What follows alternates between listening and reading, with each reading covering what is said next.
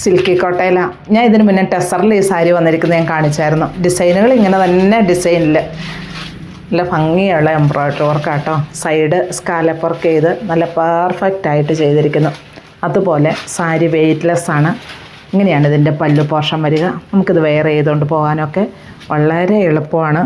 ഇങ്ങനെയാണ് ഈ ഡിസൈൻ വരിക. ബോഡി പാർട്ടിൽ ഫുള്ളായിട്ടും എംബ്രോയ്ഡറി വർക്കുകൾ വരുന്നുണ്ട്. അതുപോലെ പ്ലീറ്റ്സിൻ്റെ ഭാഗത്തേക്ക് വരുമ്പോഴും ഹാഫായിട്ട് എംബ്രോയ്ഡറി വർക്കും അതോടൊപ്പം തന്നെ ആ ബോർഡറും വരുന്നുണ്ട്. 2565 ഈ സാരി വന്നിരിക്കുന്നത്. വിത്ത് ബ്ലൗസാണ്. ബ്ലൗസ് പീസിൻ്റെ സ്ലീവിൻ്റെ എൻഡിലും ഇതേ ഡിസൈൻ തന്നെ വന്നിരിക്കുന്നു. ഇത് നമ്മൾ ഈ ഡിസൈൻ വെച്ച് ബ്ലൗസ് കഴിച്ച് ഈ സാരി വെയർ ചെയ്ത് കഴിയുമ്പോൾ അതിൻ്റെ ഭംഗി എന്താണെന്ന് നമുക്കൊന്ന് ഓർക്കാം.